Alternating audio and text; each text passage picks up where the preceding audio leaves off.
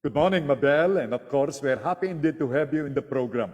Kanina ko pa, wala akong tigil na pinagmamalaki itong Casa Martin Resort na dapat ay ipagmalaki hindi lamang ng mga taga Rizal, kung hindi lahat ng ating mga Pilipinong kababayan. Lalo-lalo na yung inaabot ng ating broadcast sa ibang bansa. If you have the time to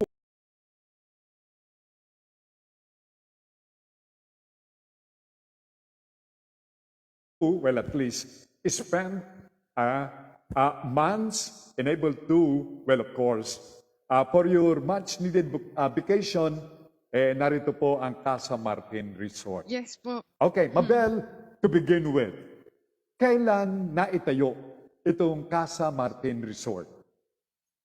Ang Casa Martin po talaga ay originally rest house lang po namin siya. Aha. Opo, pinupuntahan lang namin po siya 1 to twice a year. Then, nung summer of 2017 po, nurse po ako noon. Doon ko po na-appreciate yung rest house namin kasi nakakawala po ng pagod. So,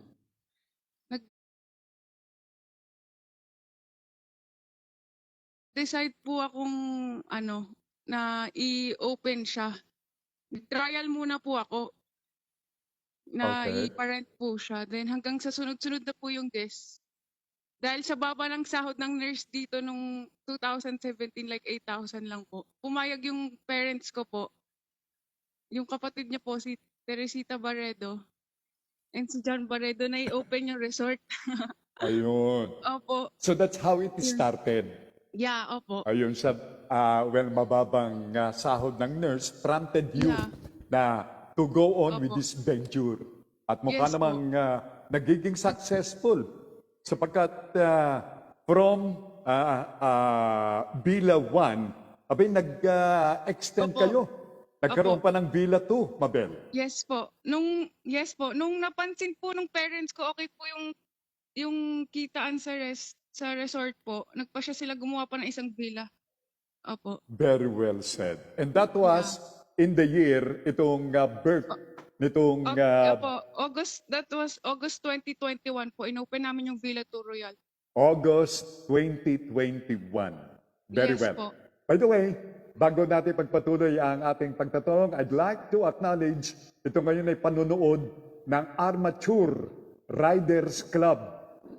Good morning, ang kanilang bate. O kayong mga taga-Armature, kung medyo kayo'y napagod sa inyong ginagawang pag-iikot dito sa Metro Manila area at nearby provinces, you have a place to go.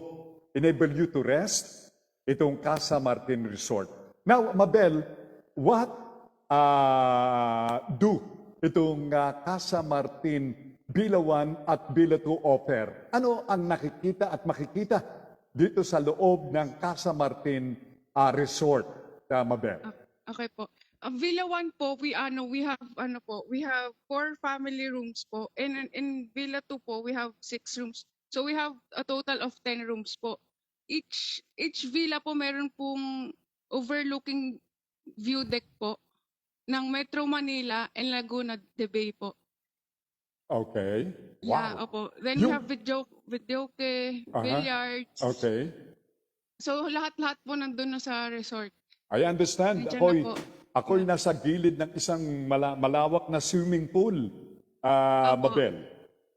Yes po, we have in Villa 2 po, we have actually two pools po. Outdoor pool and indoor swimming pool po.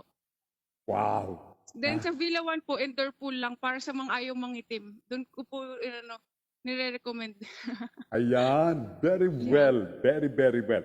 Meron pa tayong conference room dito sapagkat I was talking. Yeah, yes po. Aha.